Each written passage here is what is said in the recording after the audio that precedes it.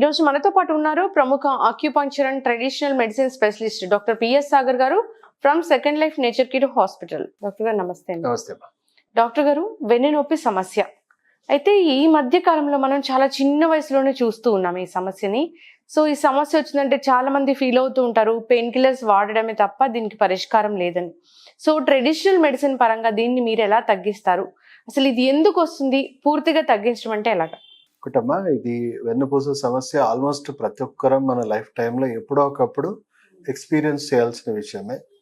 So almost ఇప్పుడు present చూసుకున్న 60 to 70% ప్రతి ఒక్కరిలో ఆల్రెడీ సఫర్ అవుతున్న విషయం ఇది. కొంతమంది ఎక్కువ తీవ్రత, కొంతమంది తక్కువ తీవ్రత, బట్ ఇది కన్సిస్టెంట్గా ఉన్న ఇష్యూ. సో మన స్పైన్ చూసుకుంటే మనం 3 సెగ్మెంట్స్ సర్వైకల్, మన థొరాసిక్ అండ్ లంబర్ 3. అంటే ఇది మన లోవర్ బ్యాక్, ఇది మన నెక్ రీజన్. సో ఇది చాలా మందికి ఏం అపోహ ఉంది అంటే, మేము కాన్స్టెంట్ గా బైక్ నడిపిస్తేనో లేదా కంప్యూటర్ ముందు కూర్చునే వాళ్ళకి మాత్రమే ఈ పెయిన్స్ వస్తాయి, ఎక్కువగా స్ట్రెయిన్ అయిన వాళ్ళకి పెయిన్స్ వస్తాయి. కాదమ్మా, ఇది ఫంక్షనల్ ఇంబ్యాలెన్స్. ఇది ఏమి వైరస్ బ్యాక్టీరియా వచ్చి చేసిన డ్యామేజ్ కాదు. మన ఆహారం, జీవన శైలి, మన ఒత్తిడి, మానసిక ఒత్తిడి, స్ట్రెస్. సో వీటి వల్ల అంటే టైంకి తినకపోయినా మనకి ఈ 3 హీట్ జంక్షన్స్ ఉన్నాయి. ఒకటి కార్డియోవాస్కులర్ సిస్టమ్, ఒకటి డైజెస్టివ్ సిస్టమ్, ఒకటి యూరినరీ సిస్టమ్. సో ఇప్పుడు మనకి టైంకి తినకపోవడం వల్ల ఆ గ్యాసెస్, ఇన్ఫ్లమేషన్ అనేది పెరుగుతూ ఉంటుంది. సో మనకి మోషన్స్ లో వాటిలో కూడా ఇన్ఫ్లమేషన్ పెరిగిపోతూ ఉంటుంది. స్ట్రెస్ వల్ల మన కార్డియోవాస్కులర్ సిస్టమ్ లో కూడా ఇన్ఫ్లమేషన్ పెరుగుతూ ఉంటుంది.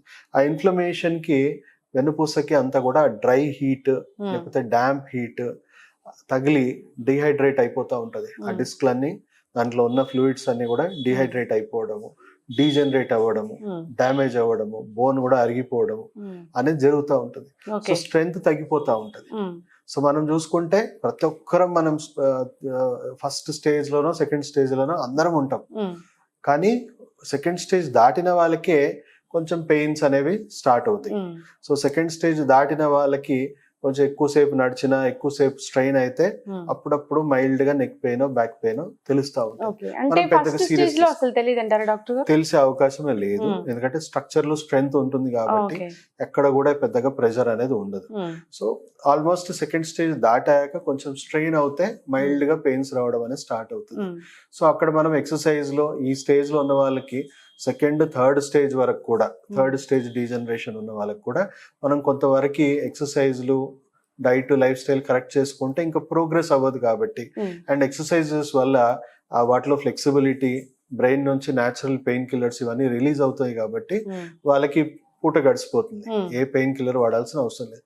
కానీ చాలా మంది ఏం చేస్తారు, అలోపతి డాక్టర్స్ ని అప్రోచ్ అవ్వడము, పెయిన్ కిల్లర్ తీసేసుకోవడం. అంటే ఆ పెయిన్ ని వాళ్ళు ఎక్సర్సైజ్ ద్వారానో దేని ద్వారానో చేయకుండా వాడేస్తారు. సో దానివల్ల పెయిన్ కిల్లర్స్ అతిగా వాడే వాళ్ళకి కిడ్నీ ఫెయిలియర్. అంటే పెయిన్ కిల్లర్ పరిష్కారమా, ఇక్కడ ఉన్న ఇన్ఫ్లమేషన్ తగ్గిస్తుందా, ఫంక్షనల్ ఇంబ్యాలెన్స్ తగ్గిస్తుందా అంటే ఏమీ చేయట్లేదు. కేవలం ఆ సెన్స్ ఆఫ్ పెయిన్ ఏదైతే ఉందో ఆ సెన్సేషన్ ని మటుకే బ్రెయిన్ లో బ్లాక్ చేస్తుంది. అది కూడా కొన్ని గంటల వరకు. అంటే ఆకలి వేస్తుంది అంటే ఆకలి వేయకుండా మందు తీసుకుంటే ఫ్యూచర్ ఏం జరుగుతుంది అనేది మనందరికి తెలిసిన విషయం. సో అలా ప్రపంచంలోని ఎక్స్పర్ట్ కమిటీస్ అందరూ కూడా పెయిన్ కిల్లర్స్ దయచేసి వాడద్దు అంటే, ఇప్పుడు పెయిన్ కిల్లర్స్ రాయకపోతేనే బెస్ట్ డాక్టర్ అని మనం ఒక రకంగా జనాల్లో అవగాహన తీసుకురావాలి. సో అనవసరంగా పెయిన్ కిల్లర్స్ వాడకూడదు.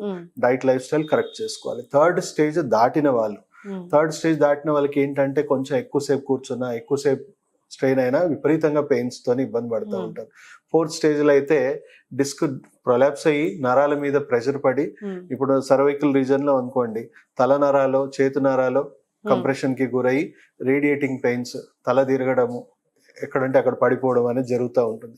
అదే లంబార్ రీజన్ లో అయింది అనుకోండి, కాల నరాలు, సియాటికా నరం అనే లాంగెస్ట్ నర్వ్ ఉంటుంది, ఆ లాంగెస్ట్ నర్వ్ ప్రెషర్ లో రావడము, రేడియేటింగ్ పెయిన్స్ కాళ్ళలో కానీ బ్యాక్ లో కానీ విపరీతంగా రావడం. సో ఇది ఫోర్త్ స్టేజ్ దాటుతున్న కొద్దీ కంప్రెషన్ లెవెల్స్ ఇంకా పెరిగిపోతుంటది కాబట్టి ఆ నరం డ్యామేజ్ అవ్వడం స్టార్ట్ అవుతుంది. సో ఆ డ్యామేజ్ అయిపోయింది అనుకోండి, ఫిఫ్త్ స్టేజ్ లో కాళ్ళకు సంబంధించిన నరాలు ప్రెస్ అయిపోతే కాళ్ళు పనిచేయకపోవడము, చేతికి సంబంధించిన నరాలు ప్రెస్ అవుతే ఫ్రోజన్ షోల్డర్, చెయ్యి లేపలేకపోవడము, అంటే పార్షల్ గా పారలైజ్ లాగా విపరీతమైన పెయిన్స్ తోనే అలా ఉండిపోతారు. సో ఇక్కడ యూజువల్ గా డాక్టర్స్ సర్జరీ ప్రిఫర్ చేస్తారు. 4th స్టేజ్ దాటాక అప్పటి వరకు ఫిజియోథెరపీ ఏదో ఒక మేనేజ్మెంట్ ట్రీట్మెంట్ వరకే ఉండి, మనం మేనేజ్మెంట్ అంటే చెప్పా కదా, ఆకలి వేస్తుందంటే ఆకలి వేయకుండా మందులు ఇచ్చుకుంటూ అలా మేనేజ్మెంట్ జరిగి ఇంకా ఎక్కువ డ్యామేజ్ అయ్యాక సర్జరీ అంట. సర్జరీలో చూసుకున్నా కూడా మనం 10లో 9 మంది నష్టపోతున్నారని ప్రపంచంలోని ఎక్స్పర్ట్ కమిటీస్ అన్ని చెప్తున్నాయి. అంటే 10లో ఒకరు మాత్రమే సక్సెస్ అవుతున్నారు. సక్సెస్ అంటే అది పూర్తిగా ఆరోగ్యవంతంగా మారడానికి ఏం లేదు, మళ్ళీ డ్యామేజింగ్ ప్రాసెస్ అలాగే ఉంటది. అది కాకపోతే ఇంకో డిస్క్ డ్యామేజ్ అవుతా ఉంటది, ఇంకా ఎక్కువ పెయిన్స్ అనేవి వస్తుంది. అంటే వాళ్ళు క్యూర్ అయినట్టు కాదు, జస్ట్ అది ఆ పరిస్థితిలో నుంచి కొంతవరకు ఉపశమనం కలిగింది, కానీ ఇంకా ఫర్దర్ డ్యామేజ్ అవుతూనే ఉంటది. సో అదే 9 మంది జరుగుతున్న నష్టం ఏంటి అని అంటే, నరం డ్యామేజ్ అయిపోయి పూర్తిగా ప్యారలైజ్ అయిపోవడం, లైఫ్ లాంగ్ వాళ్ళు మళ్ళీ బెడ్కి అంకితం అయిపోవాల్సిన పరిస్థితి. సో ప్రపంచంలో ఉన్న ఎక్స్పర్ట్ కమిటీస్ అన్ని కూడా WHO కాడి నుంచి డాక్టర్స్ ని, జనరల్ ఫిజిషియన్స్ ని, సర్జన్స్ కూడా 3rd to 4th స్టేజ్ లోపు ఉన్న వాళ్ళకి అక్యుపంక్చర్ ట్రీట్మెంట్ అంటే కేవలం అక్యుపంక్చర్ ట్రీట్మెంట్ 2 రకాలు ఉన్నాయి. రియాక్టివ్ ట్రీట్మెంట్ ఉంది, ప్రోయాక్టివ్ ట్రీట్మెంట్ ఉంది. రియాక్టివ్ అంటే ఓన్లీ పెయిన్ మేనేజ్మెంట్ కి ఇస్తారు వాళ్ళు. ప్రోయాక్టివ్ ట్రీట్మెంట్ అంటే కొత్త డ్యామేజ్ ఆపాలి, జరుగుతున్న డ్యామేజింగ్ వ్యవస్థని కంట్రోల్ చేయాలి, చేస్తూ నాన్ సర్జికల్ గా డీకంప్రెషన్ ట్రీట్మెంట్ చేయాలి. సో ఈ ప్రోయాక్టివ్ ట్రీట్మెంట్ అందరూ చేయలేదు, వాళ్ళు ఎక్స్పర్ట్స్ ఉండాలి ఈ సబ్జెక్ట్ లో, high level experts. Second life లో ఆ లెవెల్ ఎక్స్పర్టైజేషన్ ఉంది.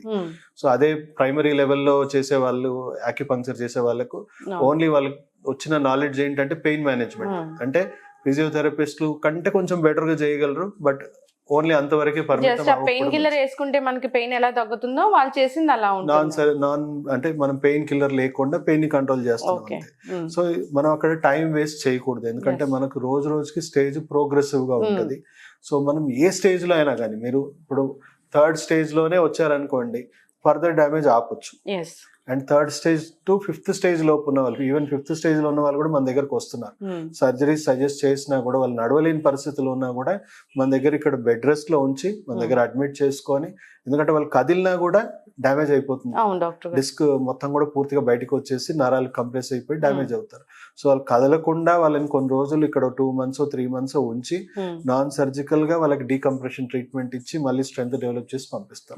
సో ఆల్మోస్ట్ 95% పేషెంట్స్ మనం సర్జరీ లేకుండానే వెన్నుపూస సమస్యలను కరెక్ట్ చేయొచ్చు. చాలా మంది కూడా ఈ రోజుల్లో చూస్తుంది ఏంటంటే, ఆపరేషన్ లేకుండా నొప్పిని తగ్గించుకుంటే బాగుండు అనేది చాలా మంది చూస్తూ ఉంటారు. సో ఇక్కడ అలాంటి ఫెసిలిటీ ఉంది కాబట్టి నిజంగానే అంటే మళ్ళీ తిరిగి రాదు ఆ ప్రాబ్లం అనేది. తిరిగి రాదు అని అంటే ఇక్కడ మన డైట్, ఇన్ఫ్లమేషన్స్ చెప్పాయి కదమ్మా. సో ఇక్కడ మనం కరెక్షన్ చేశాక 15-16 years బ్యాక్ చేసిన పేషెంట్స్ కూడా మళ్ళీ ఇప్పటికీ వాళ్ళకి చిన్న ప్రాబ్లం రాలేదు. ఎందుకు రాలేదు అని అంటే, నా పని సర్వీసింగ్, నేను కరెక్ట్ చేసేసాను, వెన్నుపూసను అంతా కూడా కరెక్ట్ చేశాను. తర్వాత మళ్ళీ డ్యామేజ్ అవ్వకుండా చూసుకోవాల్సిన బాధ్యత ఎవరిది? మేనేజ్మెంట్ ఎవరిది? సో వాళ్ళకున్న కాన్స్టిట్యూషన్ బట్టి వాళ్ళకి ఎలాంటి డైట్, ఎలాంటి లైఫ్ స్టైల్ కొనసాగిస్తే మళ్ళీ ఫ్యూచర్ లో డ్యామేజ్ అవ్వదు అనేది నేను వాళ్ళకి పూర్తిగా పేషెంట్ కి అవగాహన ఇస్తాను. సో దాని పట్ల వాళ్ళు ఫాలో అవుతున్న వాళ్ళకి ఎవరికి రిపీట్ కూడా అవ్వట్లేదు. డాక్టర్ గారు, ఏ ఏజ్ వరకు పేషెంట్స్ రావచ్చు అంటారు? చిన్న పిల్లల్లో కూడా చాలా మంది ఇప్పుడు మనం చూస్తున్నాం 10-15 years 20 years లో కూడా బ్యాక్ పెయిన్ అనేది చెప్తా ఉన్నారు. అంటే వాళ్ళకి కొన్ని రొమాటిజం ఫ్యాక్టర్స్ కూడా ఉండొచ్చు, కీళ్ళవాతం సంబంధించిన ఉన్న వాళ్ళకు ఎక్కువ డ్యామేజెస్ అవుతాయి. సో ఏ ఏజ్ గ్రూప్ లో అయినా కూడా మన దగ్గర పిల్లలు కూడా వస్తున్నారు, పెద్దవాళ్ళు కూడా వస్తున్నారు. పిల్లల్లో కూడా 15-20 సంవత్సరాల్లో పిల్లలు కూడా వచ్చిన వాళ్ళు కూడా ఉన్నారు. సో ఎవరికైనా కూడా ఇది నాన్ సర్జికల్ గా, సేఫ్ గా, కంప్లీట్ గా క్యూర్ చేయడానికి దీంట్లో ఉంది. అందరికి ట్రీట్మెంట్ అవసరం లేదు. ఇప్పుడు 3rd స్టేజ్ 4th స్టేజ్ ఉన్న వాళ్ళకు మేము ఎక్సర్సైజెస్, డైట్, లైఫ్ స్టైల్ చెప్తాము, దాంతోనే వాళ్ళు రికవర్ అవుతారు. సో 70% పేషెంట్స్ కి మాకు ట్రీట్మెంట్ ఇవ్వాల్సిన అవసరం కూడా ఉండదు. కేవలం 4th స్టేజ్ 5th స్టేజ్ లో ఉన్న వాళ్ళకు మాత్రమే నాన్ సర్జికల్ గా మేము ట్రీట్ చేయాల్సిన పరిస్థితి ఉంది. డాక్టర్ గారు, కోవిడ్ తర్వాత కూడా మనం ఈ వెన్నునొప్పి సమస్యలు అనేవి చూస్తూ ఉన్నాం కదా, అలాంటి వాటికి కూడా ఈ ఆక్యుపంక్చర్ ద్వారా తగ్గించొచ్చు అంటారా? తప్పకుండా. వరల్డ్ వైడ్ ఇప్పుడు పోస్ట్ కోవిడ్ కండిషన్స్ ని కూడా మనకి ఆక్యుపంక్చర్ ట్రీట్మెంట్ లో చేయాలని చెప్పేసి WHO గానీ, గవర్నమెంట్ ఆఫ్ ఇండియా కూడా కొంతవరకు చెప్పింది. ఏమవుతున్నాయి అంటే స్టెరాయిడ్స్, చాలా మంది కోవిడ్ టైంలో స్టెరాయిడ్స్ వాడడం వల్ల వెన్నుపూస కానీ హిప్ జాయింట్స్ కానీ జాయింట్స్ బాగా పాడైపోయాయి.